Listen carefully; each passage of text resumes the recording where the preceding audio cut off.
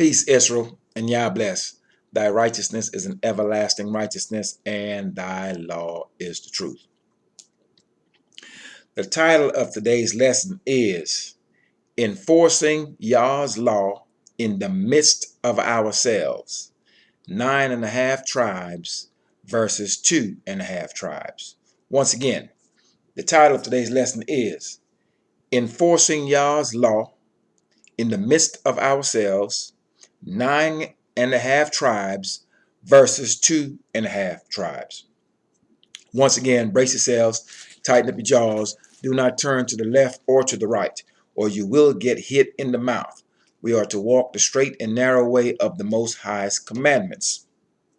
Now, in the days of old, and so is it to this very day, whenever one of our people messed up in the tribes, or if a tribe messed up entirely, if any unrighteousness went unchecked in the midst of the children of Israel, any unrighteousness that went unchecked, the entire congregation paid for it.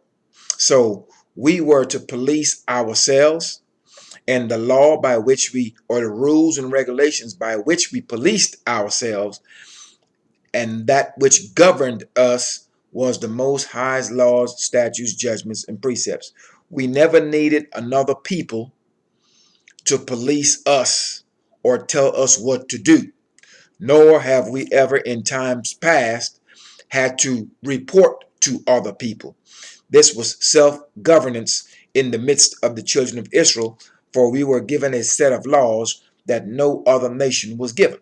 Now, this lesson will begin at the book of Joshua, chapter 22. The book of Joshua, chapter 22.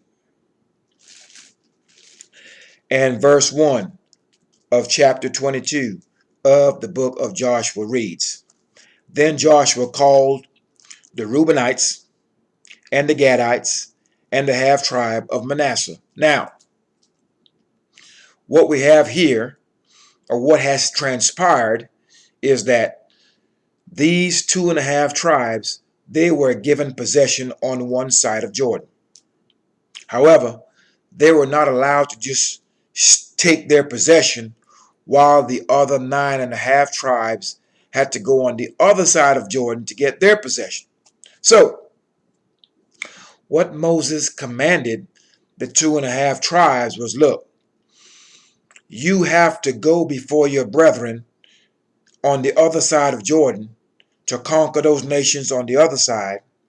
And once those nations on the other side are subdued, and the other 9.5 tribes were able to get their possession, then the 2.5 tribes, then they would be allowed to go back over Jordan and actually settle and establish their inheritance. So what they were not allowed to do, the 2.5 tribes, they weren't allowed to just sit on their inheritance and let the other 9.5 tribes go over Jordan and fight for themselves.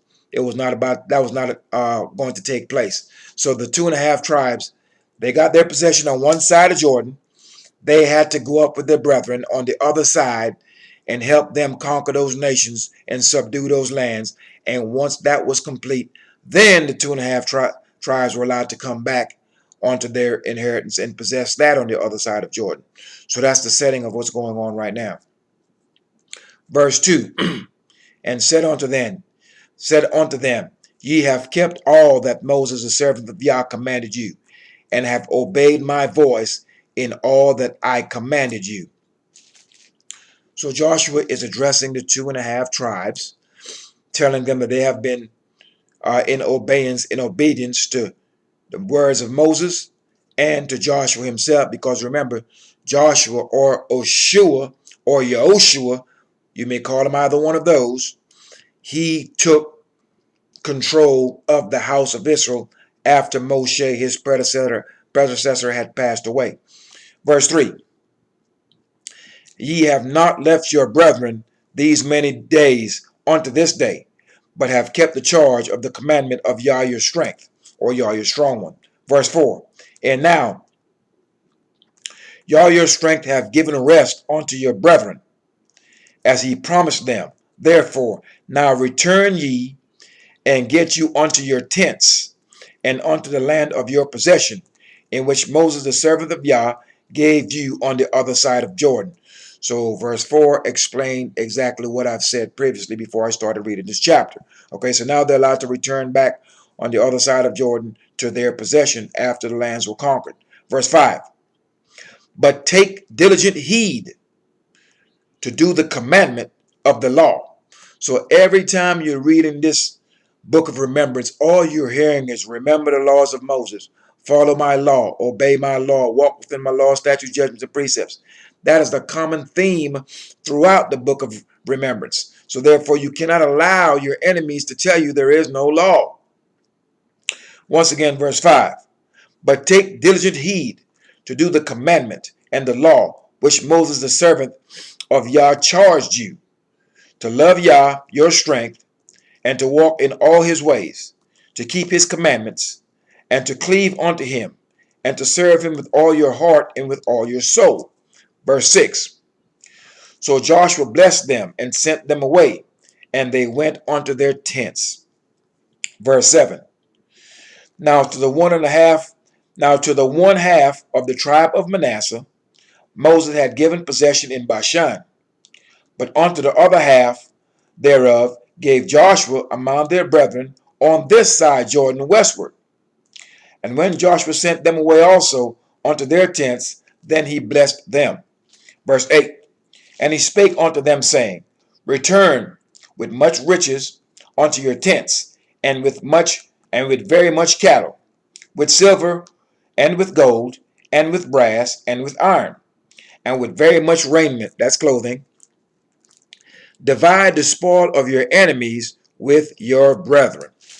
Verse 9, and the children of Reuben, and the children of Gad, and the half tribe of Manasseh returned, and departed from the children of Israel out of Shiloh, which is in the land of Canaan. Some people don't know where Shiloh is. Shiloh is in Canaan. As a matter of fact, a gentleman had asked me on the channel some time ago, where is Shiloh? Shiloh's in Canaan, okay? So Shiloh has already came and went. So some people are waiting for Shiloh and thinking Shiloh's in the sky. Shiloh is in Canaan. It's in Israel. It's on the earth, okay? So to go unto the country of Gilead, to the land of their possession, whereof they were possessed, according to the word of Yah by the hand of Moses. So once again, if you're wondering where Shiloh is in Canaan. It is in the land of Canaan. Okay? And the Most High's tabernacle was established in Shiloh until he destroyed everything. All right? Verse 10. And when they came unto the borders of Jordan, that are in the land of Canaan, the children of Reuben and the children of Gad, and half the tribe of Manasseh, built there an altar by Jordan, a great altar to see to. So now, what has happened here is Joshua had told those 2.5 tribes, Gad, Reuben, and half the tribe of Manasseh, they were given their possession first on the other side of Jordan. However, they had to go with their brethren to help them conquer their lands on the other side. So once that was done, that 2.5 tribes, they were sent back to their lands on the other side of Jordan. So what they did, on the way back to their possession, once they got to the border of Jordan, they decided that they would build an altar there. Let's see how that transpired. Verse 11, and the children of Israel heard, saying, behold, the children of Reuben and the children of Gad and the half tribe of Manasseh have built an altar over against the land of Canaan, in the borders of Jordan, at the passage of the children of Israel. All right. So there was a certain corridor by which we traversed, by which we traveled. And so this 2.5 tribe, what they did on their way back home on the borders where the land is separated by Jordan, they decided that they would build an altar there. So the children of Israel, who are on the other side of Jordan, those 9.5 tribes, they heard the word got back to them that, those 2.5 tribes, they have messed around and built an altar down there by Jordan, at the crossing of Jordan. So once those 9.5 tribes heard this information, right then it's on, because we are not at all to build any altars or any place of worship unto the Most High other than the place that He chose. And you should know that any altar at all, Most High has two. One is the altar of burnt incense, and one is the altar of burnt offerings. So those are two separate altars. And the only ones that can ever approach any of those two altars are the sons of Aaron, and no one else. And there are no other altars that are to be built unto the Most High, no other place on the earth other than the one place that He chose. So now that has been established. So let's go down to verse 12. So we got word, the 9.5 tribes got word that this 2.5 tribes, upon their crossing over the Jordan, they have built an altar there. That's a transgression. Let's see how this transpires. Verse 12. And when the children of Israel, that's the 9.5 tribes, heard of it, the whole congregation of the children of Israel gathered themselves together at Shiloh to go up to war against them. So, the Most High's tabernacle is at Shiloh. That's where He established it at the first. The 9.5 tribes is there in Shiloh. The 2.5 tribes are on the other side of Jordan, and they just built an altar down there. So we know good and well, when any Israelite or any group of Israelites walk contrary to the Most High's law, if we do not check them, if that offense, if that transgression goes unchecked, the Most High will plague and will punish the entire congregation. So we understood clearly that when you step out of line and walk contrary to these laws, if we didn't check you or straight up kill you, i.e. punishment by lashes, banishment, etc., or in some cases, punishment by death, if we allowed any of the wickedness to go unchecked and we turned our eyes, act like we didn't see or hear what was done that was contrary to the Most High's law, He punished the entire congregation. So we are well aware of this. We saw what He did to Korah and everyone else. So the 9.5 tribes knew good and well that this is a transgression. So once they found out that 2.5 tribes have done such a thing, they gathered themselves together to go war against them. They're going to kill them. That's why they're going up there, because the 9.5 tribes know this is a transgression, and if we allow this to go unchecked, the Most High punishes the entire congregation. So we have to deal with you. Now, verse 13. And the children of Israel sent unto the children of Reuben, and to the children of Gad, and to the half tribe of Manasseh, into the land of Gilead, Phinehas, the son of Eleazar, the priest. These are sons of Aaron. So, the 9.5 tribes, we heard that our brethren, those 2.5 tribes, have built an altar. So what we did, we gathered all the important men of Israel at that time, of those 9.5 tribes. We got a captain of every tribe of those 9.5 tribes, leaders, captains of the people. And we had Phinehas the priest, okay, who is the son of Eleazar. These are all the lines of Aaron. These are priests. So the priest and the princes went up to speak, to converse with, to inquire of what the heck you 2.5 tribes are doing by building this altar when you know clearly there's only but one altar sitting here at Shiloh, and it's it. And you have absolutely no business building no other altar other than the ones we've got right here with Eleazar, okay? Or with Phinehas, the son of Eleazar. This is the priest at the time, okay? So you need to explain to us exactly what you're doing. So what they've got a body, a collective of men, the priest and our princes. And now we're going to go up and talk to this 2.5 tribes and see exactly what in the world are you doing. All right. Verse 14. And with him 10 princes. Those are captains of the people. Each man an important man of his tribe, of his house. Let me reread that in verse 14. And with him 10 princes of each chief house, a prince throughout all the tribes of Israel. And each one was a head of the house of their fathers among the thousands of Israel. So these were the important men of every tribe. Chose one man of every tribe. We got together. We got with Phinehas, and now we're going to go up and we're going to talk and inquire of why they have transgressed by building this altar. Now, I do understand why these 11, 12 men are going up. Phinehas and these are, they said 10 princes, right? So Phinehas and these 10 princes were going up. The rest of the other 9.5 tribes are suited up, ready to battle. We're ready to go against them in war, those 2.5 tribes, because we understand clearly that if we don't deal with them, there will be a plague upon all of us for their transgression. So we're ready to war against them. But before we go to war with our brethren, we want to know exactly, what are you doing? Why are you doing this? Are you aware that you're in transgression? Or are you trying to get us all killed? Okay, so we've got to let them know what's going on. All right, verse 15. And they came unto the children of Reuben, and to the children of Gad, and to the half tribe of Manasseh, unto the land of Gilead.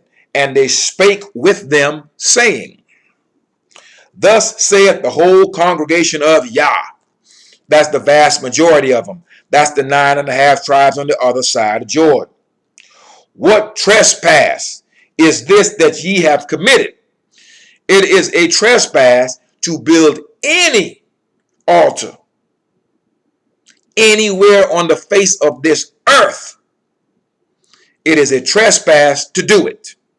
Not only any altar, but any edifice, any building, any grove, these churches. This is a trespass unto the Most High.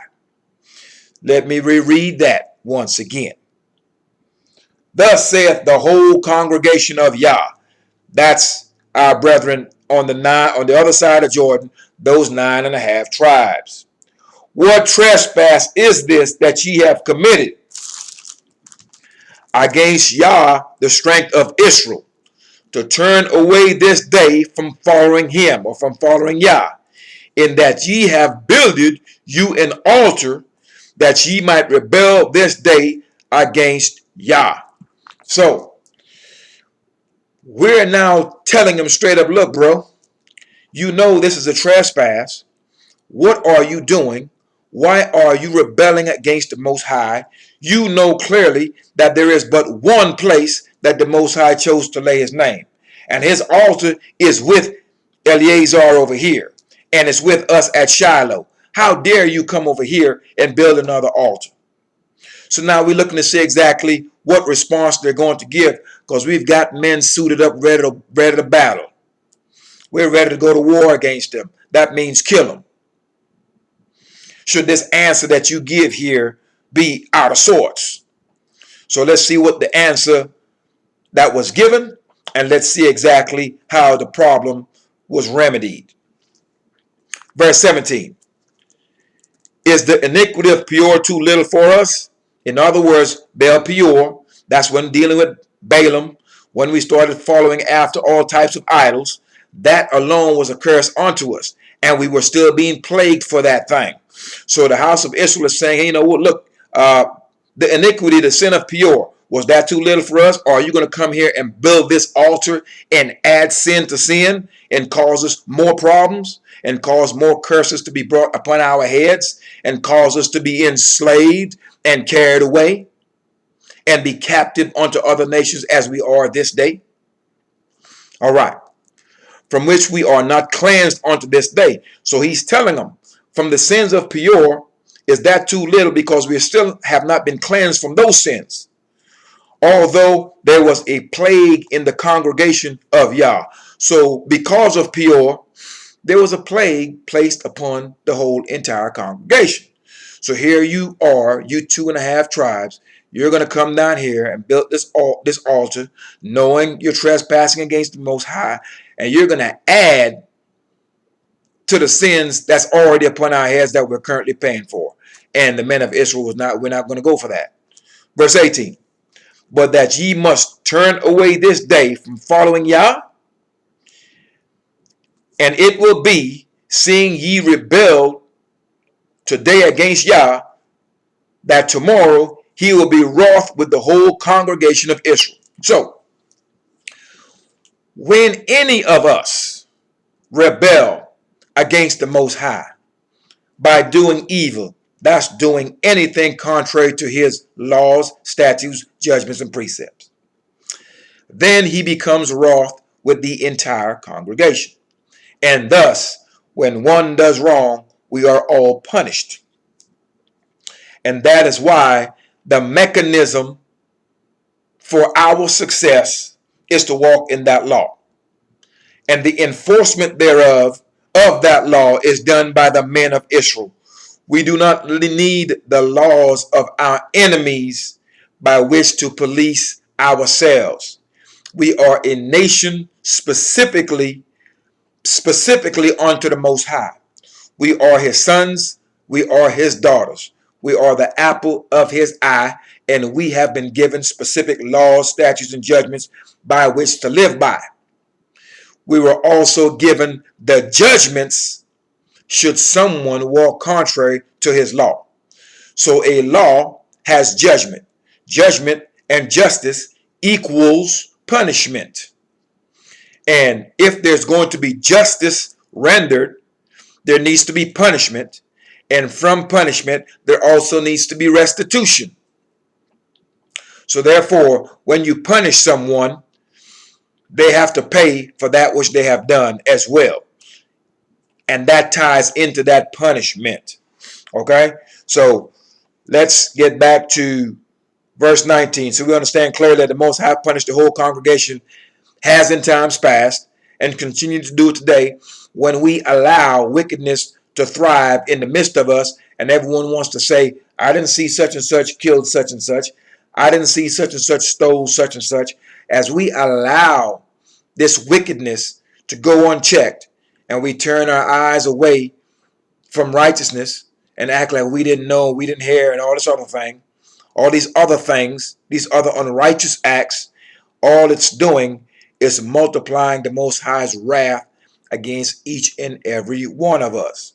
Verse 19, notwithstanding, if the land of your possession be unclean, then pass ye over unto the land of the possession of Yah, wherein Yah's tabernacle dwell, and take possession among us. But rebel not against Yah, nor rebel against us, in building you an altar besides the altar of Yah, our strength. So here's what we're telling this 9.5 tribes. We say, look, you are on this side of Jordan. The 9.5 tribes, we are on the other side of Jordan.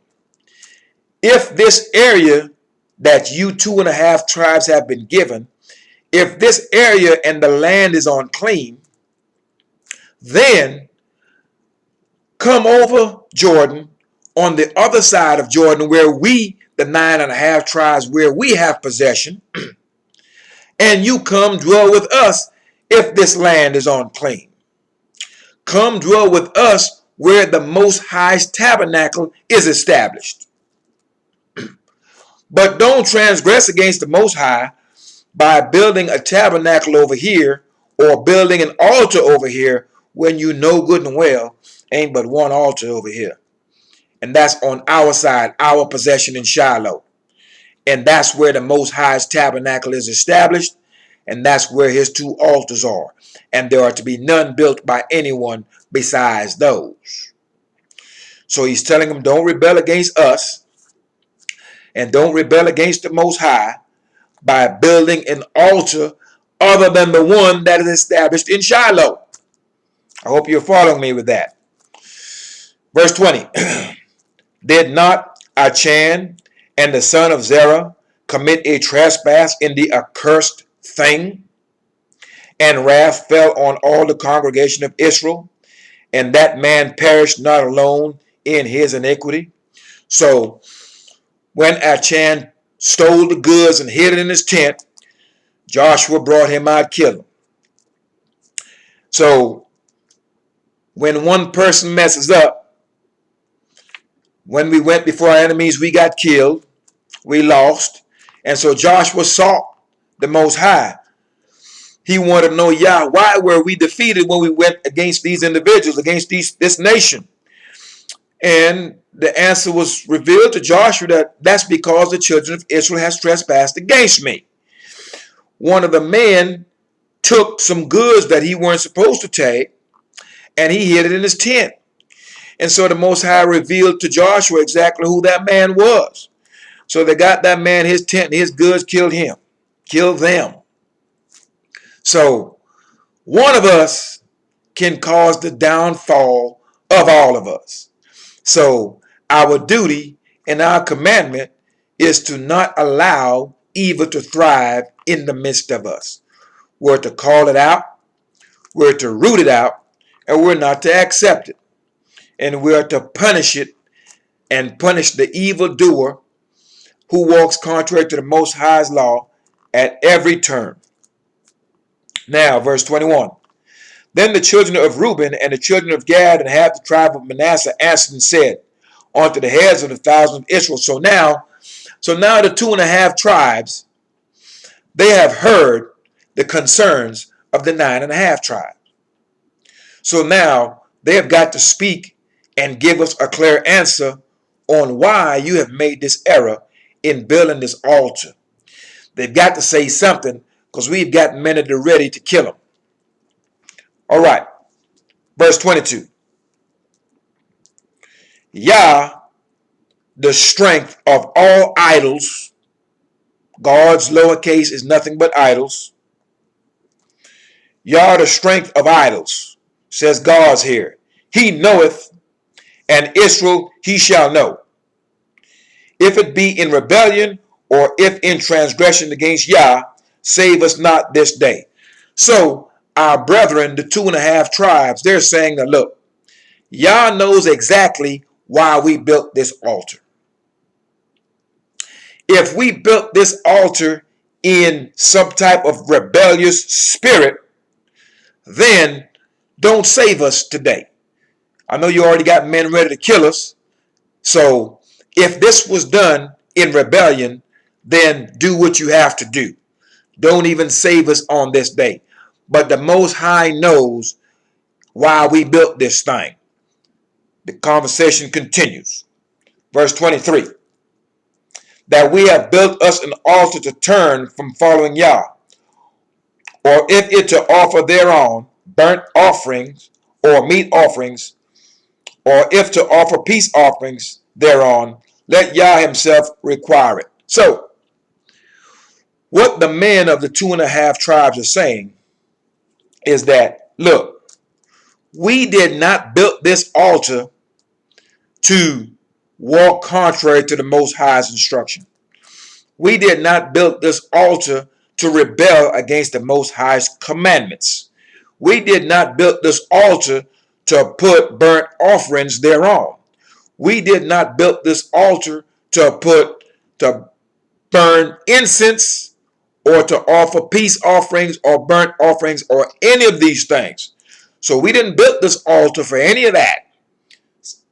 All right, so they're stating their case on why they did this thing. And they're saying, if we have done this thing in rebellion, and if we have done this thing to offer incense or to offer burnt offerings, let the Most High require it. Let the Most High deal with us in the manner that we should be dealt with. And that would be killing them. All right, to be straight. All right, so they're saying, hey, look, if we did this thing in unrighteousness, then The Most High, let the Most High deal with us in the way he choose fit, is what they're saying. Verse 24.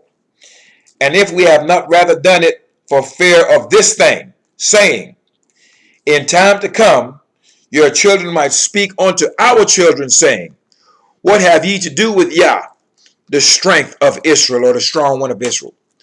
So our brethren on the other side of Jordan, the 2.5 tribes, they're saying, they're telling the 9.5 tribes, say, look, we are building this altar that way in generations to come, when you 9.5 tribes want to say that us down here on the other side of Jordan, the 2.5 tribes, that we have no part in Israel, that we're not even a part of you, this altar is to be established because it's after the pattern of the one in Shiloh. That way, our children's in generation to come will know that yes, we are indeed part of the house of Israel, because we can show you this altar right here that split the two lands between those on Jordan westward and those on the other side of Jordan.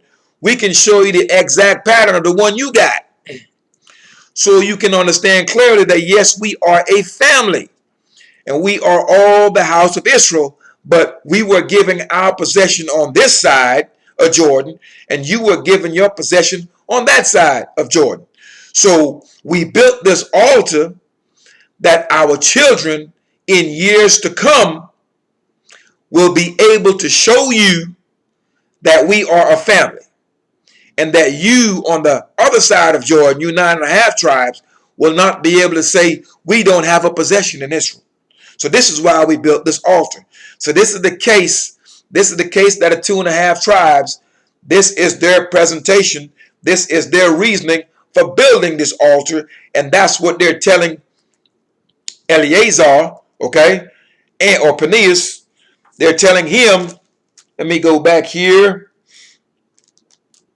Okay, they're telling him clearly that this is the reason why we are building this altar, is that way you don't think for 1 second that we have no possession in Israel, and you will not be allowed to say that in times past, because we have an altar built right here that splits these two lands. That's the exact pattern of the one that's in Shiloh. Okay, so yes, so they're telling Phinehas, because Phinehas is the son of Eleazar, so they're out there with Phinehas. He's the priest at the time. Okay, so that's their reasoning for why they have done it, is that way the 9.5 tribes in years to come will not say that 2.5 tribes has no possession in Israel. All right, let's go to verse 25. For Yah hath made Jordan a border between us and you, ye children of Reuben and children of Gad. Ye have no part in Yah. So shall your children make our children cease from fearing Yah. So the whole purpose for the 2.5 tribes building that altar on that border where those two lands are split is that way the children of the 9.5 tribes don't tell the children of the 2.5 tribes, y'all got no possession with us. Y'all ain't nobody. We are unto ourselves, 9.5 tribes. We're the house of Israel, and that's it. You guys are not part of us. You don't have possession with us. You guys don't have the tabernacle. You guys don't have anything. The priest, the Levites, the priests are not with you. The Most High's tabernacle is over here, and you have no part of the children of Israel. So in order to prevent that from happening, the children of the 2.5 tribes built that altar to keep that from happening, because the 2.5 tribes stated if the 9.5 tribe were to tell the 2.5 tribes that they have no part in Israel, then that would cause the 2.5 tribes to go AWOL. Because if they realized that if they were told they had no part in Israel, then they would turn away from serving the Most High, because they would have been told that they have no part in Israel. So that is why that altar was built by the 2.5 tribes. That way it'd be a reminder that they are a part of the house of Israel, because that altar is after the pattern of the altar that is at Shiloh. So therefore, the 9.5 tribes could never deny the fact that those 2.5 tribes are part of Israel. And so therefore, that 2.5 tribes would never go AWOL based on what someone told them. Well, hey, you're not part of the house of Israel. So if we're not part of the house of Israel, that means we can do what we want and we can go transgress. And so that would never happen because of that altar that was built on the borders of those two lands. So this was their rationale for why they built this altar. All right. Now, verse 26. Therefore we said, let us now prepare to build us an altar, not for burnt offering, nor for sacrifice. So once again, they said once we're coming back into our possession, we figured we'd stop right here at the borders of these two lands and we would build this altar. And we would build this altar not for burnt sacrifice, and we would not build it to burn offerings thereon. All right? So they're explaining, this is why we did this thing. Verse 27. But that it may be a witness between us and you, us, the 2.5 tribes, and you, the 9.5 tribes, that we might do the service of Yah before him with our burnt offerings and with our sacrifices and with our peace offerings, that your children may not say to our children in time to come, ye have no part in Israel. So I've explained all of that in simple words previous to, or prior to, letting you know why they built this altar.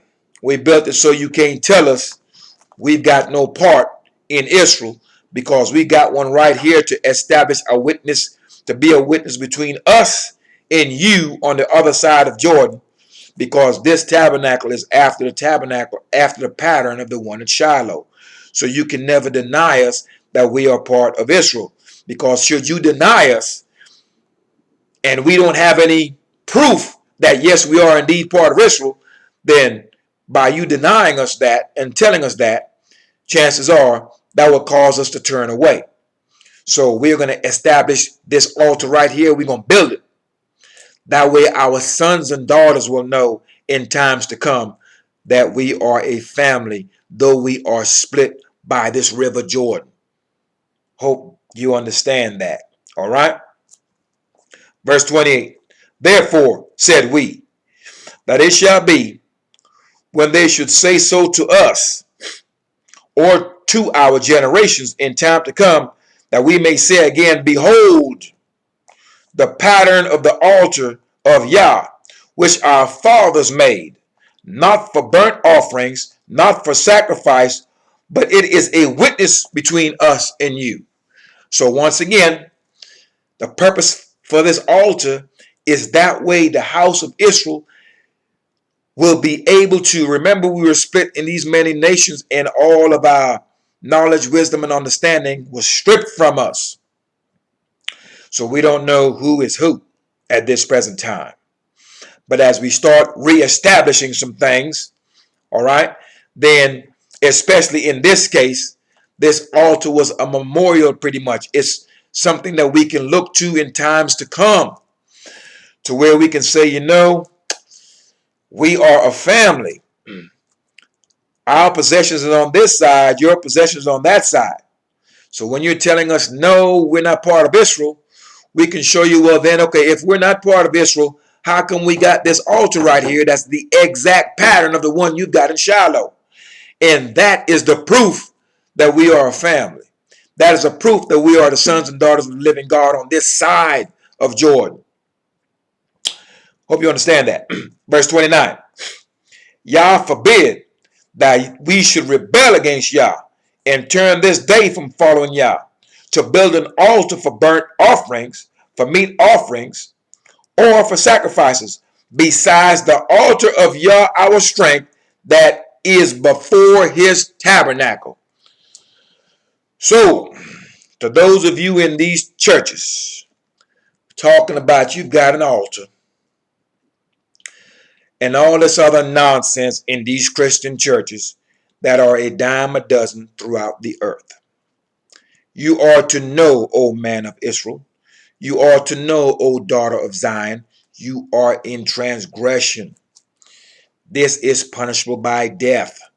Once you decide to walk and to follow after idols, to build temples in places that the Most High did not choose, to go into buildings with altars and give praises unto someone that the Most High did not command you to give praises unto, nobody named JC. His son is Israel. That's you. No one's ever died for you anywhere. Never happened. So, what we're seeing here is that we understand clearly that we were not to build any altar at all, except, and not to burn any offerings or any of the like to any altar, or but the one altar, the only altar that exists and that means anything is the one that was established in Canaan. Simple as that. So if you're going into Mount Zion Baptist Church and the Ebenezer Baptist Church and the congregation, the Mount Zion Church, and all this other nonsense that we've got throughout the earth, it's idolatry. This is a great trespass against the Most High. For he did not command you to build any house unto him in the land of your captivity. He only had one place that he had his house. And both of those houses were destroyed. One, the first one built by Solomon. The second one was built by Zerubbabel. They were built on the same exact spot, though not at the same time. And when the third house is built, it will be built on the same exact spot as the previous two houses were built. So your church is an abomination before the Most High. It is a grave trespass. So is worshiping JC and the religion of Christianity and any other religion. The house of Israel, we were not given religion. We were given laws. Be mindful of that. Verse 30. And when Phinehas the priest and the princes of the congregations and the heads of the thousands of Israel, which were with him, heard the words that the children of Reuben and the children of Gad and the children of Manasseh spake, it pleased them. So once the 2.5 tribes told Phinehas and the heads of Israel, this is why we built this altar. It was built for the generations to come, that you all may not deny us our possession in the house of Israel, that you may not deny that we are part of the family, that you may not deny us of our strong one, and cause us to go AWOL and serve other gods, idols. It is to be a witness between us and you that we are a family and we serve the same strong one. We have the same strength. We are the same family. We just separated by this river called Jordan. That's it. And so we have built this altar that is the exact pattern of the Most High's altar at Shiloh. So how you figure we got this design, the exact design, if we weren't part of you? So that's why that whole thing took place. So when the elders of Israel, okay, and Phinehas the priest, when they heard the words of the 12.5 tribes and their rationale for why they built this altar, it pleased them. So what Phinehas and those 10 captains told those warriors, stand down, stand down. This altar was not built in unrighteousness. At no time did they seek to transgress the Most High's laws, statutes, judgments, and precepts by building an altar other than the one that's at Shiloh. So we don't need to kill them. Stand down. This was done with good intent. And it was not done to transgress the Most High's laws, statutes, judgments, and precepts and cause us all to get killed. All right? So it pleased Phinehas and the 10 captains. So they told those warriors, stand down. We don't need to kill them. We don't need to kill them. They are not stepping out of line. This is done with good intentions. All right. Verse 31. And Phinehas, the son of Eleazar, the priest, said unto the children of Reuben, and to the children of Gad, and to the children of Manasseh, this day we perceive that Yah is among us. Who you think sent them up there to find out what was going on? The Spirit of the Most High. Go on up here and see exactly what these 2.5 tribes are doing. They done lost their mind. Go up here and see what's happening. Most High sent them up there. And we got men up there armed, ready to go, ready to bang against our own brethren. But that's what we do when any of us are doing anything that's going to get us all killed. We got to tighten you up. And that's just the way it goes. Okay? So once again, verse 31. And Phinehas, the son of Eleazar, the priest, said unto the children of Reuben, and to the children of Gad, and to the children of Manasseh, this day we perceive that Yah is among us, because ye have not committed this trespass against Yah. Now we have delivered the children of Israel out of the hands of Yah. So, the fact that they did not do this thing to directly and deliberately transgress the Most High's laws, that means now the Most High doesn't have a reason to put plagues upon you. He doesn't have a reason to go upside your head. And that's just putting it in plain English. Verse 32. And Phinehas, the son of Eleazar the priest, and the princes returned from the children of Reuben and from the children of Gad out of the land of Gilead unto the land of Canaan to the children of Israel, and brought them word again. So Phinehas and the elders and the princes, those 10 men of the head of those tribes, they went back over on the other side of Jordan to meet with Israel. But that's Israel, the 9.5 tribes, because we just finished leaving the 2.5 tribes. So we're meeting up with the 9.5 tribes up in Shiloh. We're saying, look, our brethren down there, those 2.5 tribes, what they have done was not in direct opposition to the Most High's law. They had good reason for what they were doing and why they did what they did. And so they're going to explain to them and lay down, hey, look, this is why they're doing it. For in times past, you know, we can't just deny them their possession in Israel. This is why they've done it, etc., etc., etc. All right? So, verse 33. And the thing pleased the children of Israel. So once we went back, once that 9.5 tribes went back and spoke to the whole congregation, they understood and it pleased them. All right? And the thing pleased the children of Israel, and the children of Israel blessed Yah. Blessed Yah because we have to. Because we were getting ready to go kill them those 2.5 tribes for transgressing the Most High's law. So that's how serious we are as a people when it comes to walking after the Most High's law. We will not allow anyone in the midst of us to transgress. For if they do, and we let that thing go unchecked, and we turn a blind eye, we understand clearly that this is going to fall upon the whole congregation. So you can't see another Israelite murder another Israelite and not say you don't know and you didn't see him. Because when you do this thing, it brings curses upon all of us. So once we start to understand that, there's going to be a change in the earth, and it's going to be swift. And I think we're beginning to understand this thing each and every day. Don't see an Israelite laying down with another man's wife and you know it. And you act like you don't see it, you didn't hear it, you didn't. All of these things. All of these things. I've done a video where I'm explaining to you clearly how the Most High will turn his face against that man and his house, that will turn away from any type of wickedness that he sees and act like, I didn't see that. And when you do these things, it multiplies our sin, so we're not to do it. We're not to allow evil to thrive in the midst of us. We are a self-governing body. The whole nation is. Once again, let me reread verse 33. We have 2 more verses to go. Okay?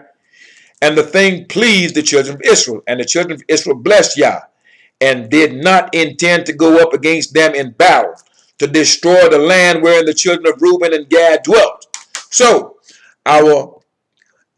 the initial response was going to be to go down to those 2.5 tribes in a war against them. That was to kill them for building that altar and for walking in direct opposition to our commandments, building an altar other than the one that we had at Shiloh.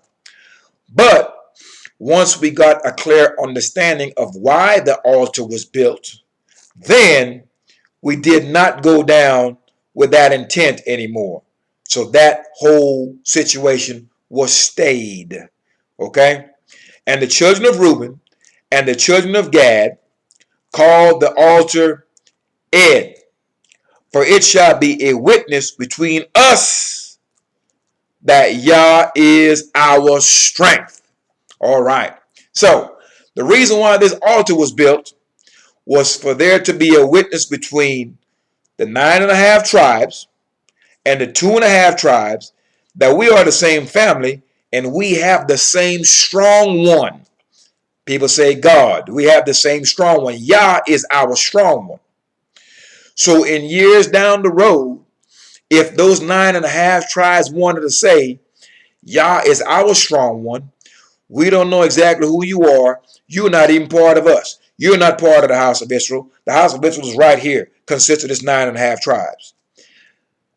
When those 9.5 tribes will take that stance, the 2.5 tribes would be able to say, you know what? No, that's not true. We were giving our possession first. And then you were given your possession afterwards on the other side of Jordan. We are the same family. Yah is our strong one, and he has always been. And so the 9 tribes are going to say, well, no, you're not. And so the 2.5 tribe will be able to say, you know what? Yes, we are. By the way, come on over here. Let me show you this altar that we built that is a witness that between us. And this was established generations ago by our fathers. So if Yah is not our strong one and we are not a family, then explain to me how we have this altar right here that's the exact pattern of the one you got there in Shiloh. And that will be the proof to establish and quell all of that. Now, that concludes this lesson. Enforcing Yah's law in the midst of ourselves. 9.5 tribes versus 2.5 tribes. Now, let's look at this from a modern day context. We saw clearly where we were the enforcers of the Most High's laws, statutes, judgments, and precepts in the midst of ourselves. We did not need our enemies for this, and we do not need our enemies for this today. Our men are to be righteous men for the whole house of Israel. We are a holy people. We are to be righteous people, for the Most High is holy and the Most High is righteous. We are not to turn our eyes away from evil and let it go unchecked. For anytime we allow anyone at any time that's in the midst of us to walk contrary to the Most High's law, the Most High turns his face against the whole congregation and we all get punished for it. We are a family and we were given one law or one set of laws. Our strong one is one. So that's what you should take from this lesson. 2, the Most High does not have an altar all over the earth. Doesn't have a temple all over the earth. The Most High had 2 temples. They were both destroyed. They were built on the same exact spot. The church you're going to right now is an abomination unto the Most High. Get out of it. Now, let's look at our current situation today. Today is June the 20th. It is June 20th, and it's the year that they call 2020. We're seeing the uprising of the children of Israel throughout the earth. And it's going to increase. For what we are seeking righteousness. We're seeking judgment. We're seeking justice. We're seeking truth. All of that means we're seeking one thing. We're seeking the Most High Yah, because he represents and encompasses all of what I've just mentioned. With that said, you're seeing how people tearing down these Confederate statues. And now down in the Caribbean, they're actually trying to bring the Lords of London and some of these other banks, the Barclays and HB, all these other banks, okay? Royal Bank of Scotland, all these other banks. They're trying to bring them to account for their participation in slavery. And we're seeing now we're on Wall Street, They're trying to say they're going to offer jobs, etc., and all these other things. Look, for what's been taken from the children of Israel, handouts will not do. That which you have taken, you will have to restore. And the Most High makes plain how we're going to be restored. We're going to be restored. We're going to get double the blessings that we've got. We got double cursed in Jerusalem, so we're going to get a double blessing. And none of that is going to be handouts. You see, our enemies want to talk about fairness and justice and all of these things. Now, when you have wronged someone, okay, there's a judgment for that. That's a punishment. And you also have to make restitution. So what our enemies would like to do, they would like to just say, we're sorry. Saying you're sorry, that doesn't render any form of judgment. And there's no form of restitution rendered. So they want to enslave our people, murderers, killers, hangers, rapists, make laws against us, scatter us throughout the earth, etc. All the foul things they've done to us, we know what those things are. And they want to say sorry and not be judged for it and not make restitution for it. And some of our people are stupid enough to accept that. But thankfully, the laws that they broke does not belong to us. It belongs to the Most High. So we don't have the power to forgive them and to look past what they have done. The Most High is going to deal with them, and there's nothing we can do to help them. And there's nothing we can do to stop it. Because some of our people are so soft, and some of our people have a lack of understanding, okay, that we would actually say, yes, we forgive you and let it go. But the Most High said he has not forgotten that the house of Israel is written in the palm of his hand. He understands and knows all that was done to us, and he's going to render judgment for what was done to his people. So there's nothing you can do to stop it. You can't forgive your enemies and kiss up to them and save them. Most High is going to deal with them. Every man's way will be returned upon his own head. And there's nothing we can do to stop it, because many of our people suffering from Stockholm syndrome, to where we are falling in love with our enemies and actually empathize with them. Most High ain't going for that nonsense. So we need to understand that. All right.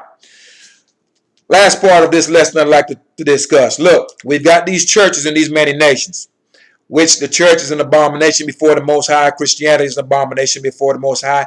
And all these other religions are abominations before the Most High. You saw how we went down. We're actually going to go take action against those 2.5 tribes. If you are a preacher, if you are a deacon, if you are a reverend, I need you to be careful.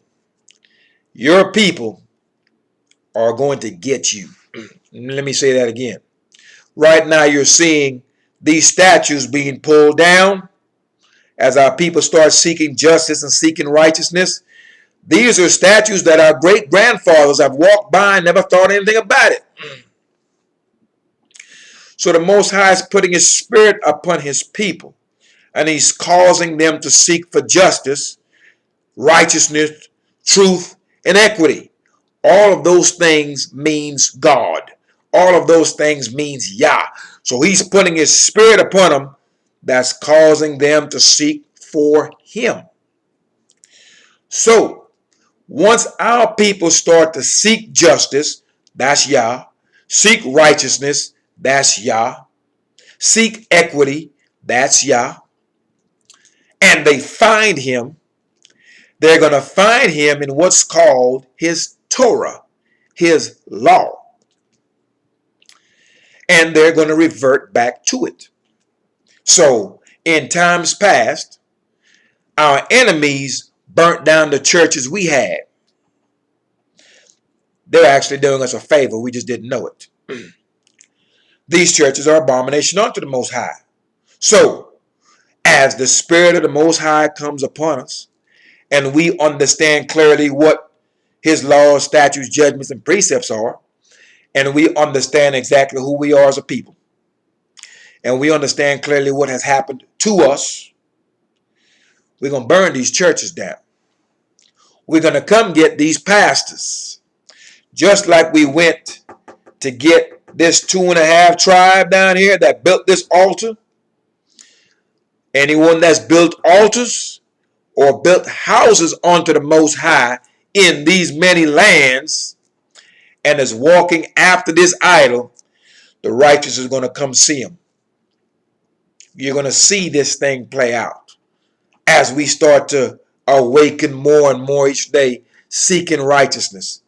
Because if we're going to seek righteousness, we first have to know what unrighteousness is. If we're going to seek justice, we need to know what injustice or injustice is.